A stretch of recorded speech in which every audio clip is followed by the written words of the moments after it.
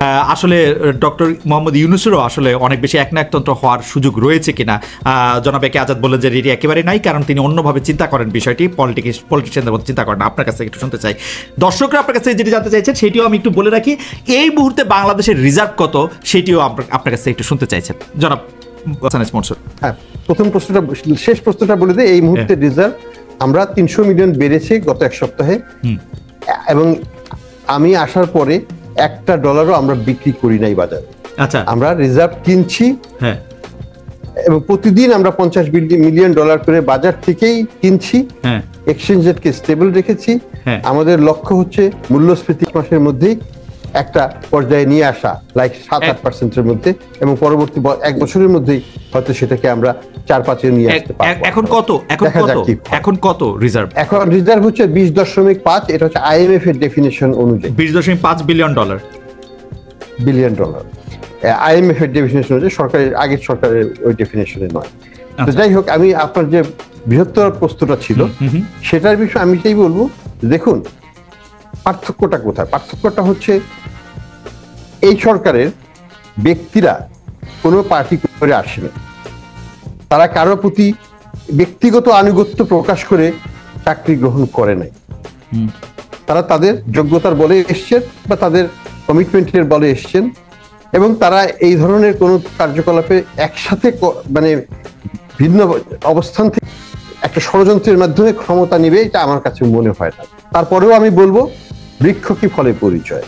আমাদেরকে দেখাতে হবে সংস্কার কার্যক্রমগুলোকে বাস্তবায়ন করে যে এই সরকার really wants to reform the political process.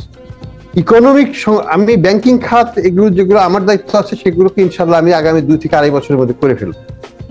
আমি চাই যে পলিটিক্যাল রিফর্মটা ক্ষেত্রে যেন সরকার পুরোপুরি ভাবে মনোযোগ দিয়ে সাকসেসফুল হয়। ডক্টর মনসুর, আমার দুটি প্রশ্ন।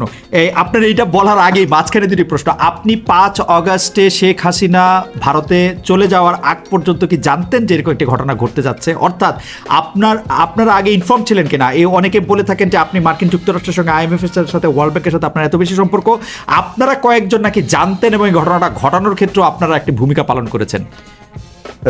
অ্যাবসলিউটলি রং এবং উদ্দেশ্য প্রণোদিত।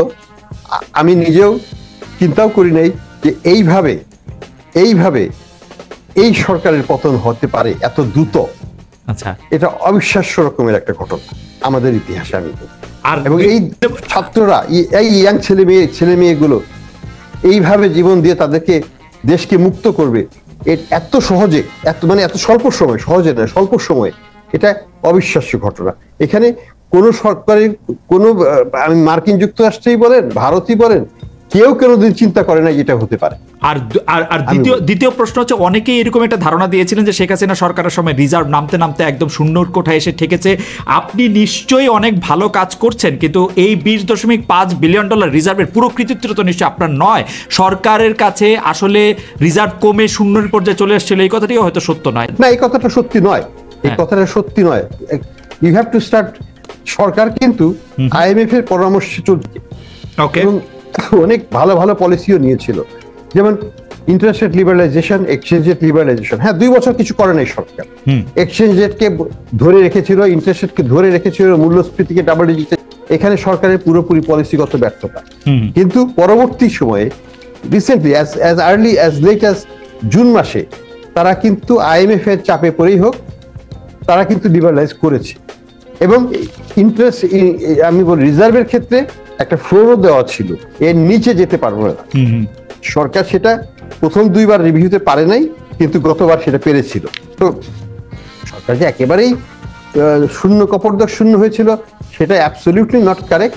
বাট সরকার যেভাবে পরিচালিত হচ্ছিল, তাতে আমাদের ব্যাংকিং খাতটা কপর্দক শূন্য হয়ে যেতে বেশি দেরি লাগবে না, এবং একই সাথে আপনি বারবার বলেছেন যে দেউলিয়া হলে, রাইট, ব্যাংকিং খাত দেউলিয়া হতে পারতো। আমি জনাব একে আজাদ কয়েকটি প্রশ্ন খুব দ্রুত করে হচ্ছে যে, আওয়ামী লীগের বিদায়ের পর সরকারের ঘনিষ্ঠ লোকজন, যেসব ব্যাংকের পর্ষদ, ব্যবসায়ী সংগঠন সহ বিভিন্ন আর্থিক প্রতিষ্ঠানে যারা ছিলেন, তাদেরকে বাদ দিয়ে এখন সরকার নতুন নিয়োগ দিচ্ছে। এই নিয়োগগুলি কেমন হচ্ছে? আপনি একটু মতামত শুনতে চাই, কারণ এই নিযুক্তিগুলি কি ঠিকঠাক হচ্ছে, নাকি যারা আওয়ামী লীগের প্রতিপক্ষ বেছে বেছে তাদেরকেই আসলে নিয়োগ দেওয়া হচ্ছে? আর 2 নম্বর কথা হচ্ছে যে এই যে আর্থিক কেলেঙ্কারি, অর্থ পাচার, দুর্নীতি, এই সব ব্যবসায়ীদের আপনারা ব্যবসায়ী সংগঠনের যারা নেতৃবৃন্দ আছেন তারা আসলে পরিত্যাগ করবেন কিনা, তাদেরকে আসলে কোনো ধরনের মানে এক ধরনের তো জুডিশিয়াল শাস্তি, এক ধরনের তো হচ্ছে যে বিচার বিভাগের শাস্তি, আপনারা কোনো একটা শাস্তির ব্যবস্থা করবেন কিনা জনাব একে আজাদ? দেখুন, হচ্ছে যে এই এদের আমাদের তো কোনো শাস্তির ব্যবস্থা করার বিধান নাই বা পারবো না। আর যাদের কাছে এই অবৈধ টাকা থাকে তারা এত শক্তিশালী, বিভিন্নভাবে তারা খুবই শক্তিশালী হয়, দেশীয়ভাবে এবং আন্তর্জাতিকভাবে। অতএব আমরা ব্যবসা করতে গিয়ে এদের সাথে যুদ্ধ করাটা অন্তত আমি সাহস করব না, অন্য করবে কিনা আমি জানি না। অতএব তাদের সাথে বরং যতটুকু করতে গিয়েছি আমি টক শোতে হোক, এই মিডিয়াতে হোক, এই জায়গাটা আমি কম্প্রোমাইজ করিনি, যার জন্য আমাকে অনেক কষ্ট পোহাতে হয়েছে। আমার সেগুলো আপনি অনেক কিছুই জানেন, এত আমি ডিটেলস এত সময় যাব না। বাট এরকম মানসিকভাবে এবং আমার এই যে টেলিভিশনে যে আন্দোলনের প্রচার করতে গিয়েও টেলিভিশন বন্ধ করা হয়েছে কয়েকবার, এবং ওই দিনও 4 তারিখ 5 তারিখে বলছে টেলিভিশন বন্ধ করে দিয়ে দেবো। আমরা বলছি বন্ধ করে দিয়ে যান, কিন্তু আমরা এই লাইভ না দেখায় পারবো না। এরকম ঝুঁকি আমাদেরকে নিতে হয়েছে। আমি একটা ঘটনার কথা বলি, বাংলাদেশ একটা ব্রাঞ্চ থেকে চিটাগাংয়ের 1200 কোটি টাকা নিয়ে গেছে। 1200 কোটি টাকা নিয়ে গেছে, এটা বাংলাদেশ ব্যাংক তদন্ত করে 1 বছর পরে বের করছে যে 1200 কোটি টাকা একটা branch without any approval Bangladesh ব্যাংকের ইনফরমেশন ছাড়া দিয়ে দিয়েছে। সেই রিপোর্টটা যখন আমাদের কাছে আসে সমকালে, তখন আমাকে জিজ্ঞেস করলো এটাকে প্রকাশ। অবশ্যই বাংলাদেশ ব্যাংকের রিপোর্ট, অডিট রিপোর্ট আপনারা কি করে দেন? ব্যাংকের যে কোনো একটা পত্রিকায় কোনো নিউজ যার বিপক্ষে যাবে তার একটা কমেন্ট নিতে হয়। নেওয়ার সাথে সাথে মাসুদ সাহেব আমাকে সিঙ্গাপুর থেকে ফোন করেছেন, তারপরে তার কথা আমি শুনিনি, কিন্তু গোয়েন্দা সংস্থার একজন ব্রিগেডিয়ার সারা রাত আমাকে টেলিফোন করেছে টু স্টপ দ্য নিউজ, ভোর 4টে পর্যন্ত। আমি কি কারণে? যে রাষ্ট্রের সর্বোচ্চ মহল থেকে বলা হয়েছে যে এই নিউজ যাতে পাবলিশ না হয়, কিন্তু আমরা পাবলিশ করেছি। আপনি বুঝেন, এরকম ঝুঁকি নিয়েও কিন্তু আমরা এগিয়ে গেছি, কিন্তু কাজ তো হয়নি, টাকা তো চলে গেছে, যেটা গভর্নর সাহেব বললেন।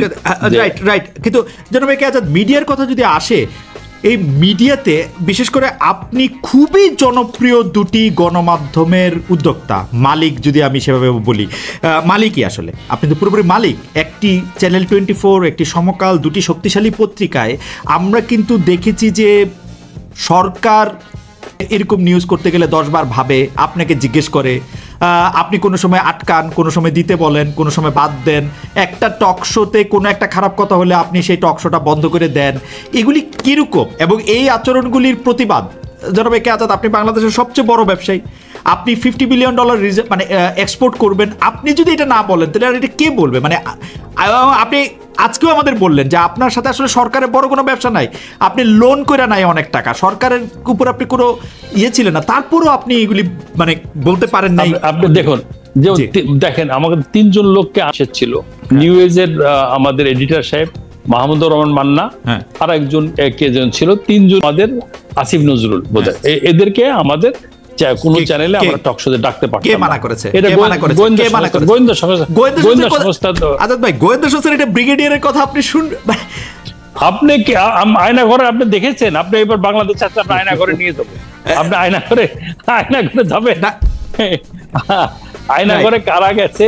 আয়না ঘর আপনি যারা গুম হয়েছে, এইসব যারা অনেক সাংবাদিক আপনি জেল টর্চারে মারা গেছে সাংবাদিক, আপনি জানেন তো। এই অনেক ঝুঁকি আমার সাংবাদিকদের পক্ষে নেওয়া সম্ভব হয়নি। সবকিছুই যে আমাদের পক্ষে সম্ভব হতো না, তবে অনেকটা যতটুকু সহনীয় ততটুকু আমরা নিয়েছি, এবং তার জন্য আমাদের কষ্ট কম পেতে হয়নি।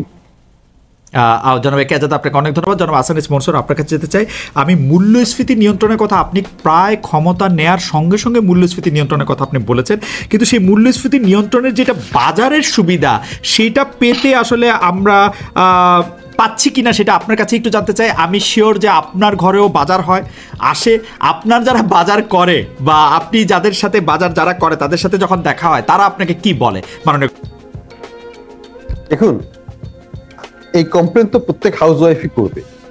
সেটা আমার স্ত্রীও করছেন, যে বাজারে গেলে টাকা পানির মতো চলে যায়, কিছু আনে না, ব্যাগে থলির মধ্যে কিছু যায় না, তার আগে টাকা শেষ হয়ে যায়। কাজেই সবাই এটা অনুভব করছে। তবে আমি বলবো নিম্ন আয়ের লোকের অবস্থা খুবই করুন।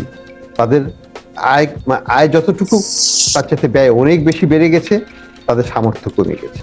কাজে আমি মনে করি যে সরকারের দৃষ্টিকোণ থেকে, এবং আমি বাংলাদেশ ব্যাংকের যে প্রাইমারি রেসপন্সিবিলিটি, কোর রেসপন্সিবিলিটি হচ্ছে ইনফ্লেশনকে কমিয়ে আনা। আমরা কাজ করছি, এবং আমি মনে করি যে এক্সচেঞ্জের পলিসি এখন যেভাবে কাজ করছে তাতে এটা স্টেবল থাকবে আগামীতে। এটাকে যদি আমি স্টেবল রাখতে পারি, ইম্পোর্ট থেকে ইনফ্লেশনটা হচ্ছে, আমরা মনিটারি টাইটনিং স্ক্রুটাকে আরো টাইট করছি, যেটা নিয়ে আজাদ সাহেব একটাকে কমপ্লেন করলেন যে ইন্টারেস্ট রেট কবে কমাবেন। আমি এখনো কমাবো না, অবশ্যই না, এটা আরো বাড়াবে, কিছুটা বাড়বে, তারপরে স্থিতিশীল হবে, তারপরে কমবে। যখন মূল্যস্ফীতি 5-6 নেমে আসবে, আমরা ইনফ্লেশন, আমরা ইন্টারেস্ট রেট কমিয়ে, আমানতকারীদের জন্য আমি মনে করি যে আমাদেরকে 5টা 6টা 7টা মাস দিতে হবে মূল্যস্ফীতিকে একটা জায়গায় নিয়ে আসার জন্য। এটার আগে হবে না। কাজেই অধৈর্য হওয়া যাবে না, আমাদেরকে কাজ করে যেতে হবে দৃঢ়ভাবে। আমি মনে করি যে মনিটারি টাইটনিং এর সাথে আমাদের ফিসক্যাল পলিসিও, আমরা আশা করছি, আমরা অলরেডি ইন টক, যে 1 লক্ষ কোটি টাকা বাজেট থেকে ছেটে ফেলা হবে। এবং যদি ছেটে ফেলা হয় তাহলে কি হবে? এখন বর্তমান সরকারের, আগের সরকারের যে বাজেট ছিল, সেখানে ব্যক্তি খাত থেকে নেওয়া ছিল 1,37,500 কোটি টাকা। আমার টোটাল ডিপোজিট গ্রোথ হয় 1,70,000 কোটি টাকা। তাহলে ব্যক্তি খাত কি পাবে? আজাদ সাহেব কি দিয়ে বিজনেস করবে? কোনো বিজনেস করার উপায় থাকে না।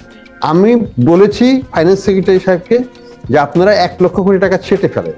কেন 1 লক্ষ কোটি টাকা? বরং 137 লক্ষ কোটি টাকা, 1,37,000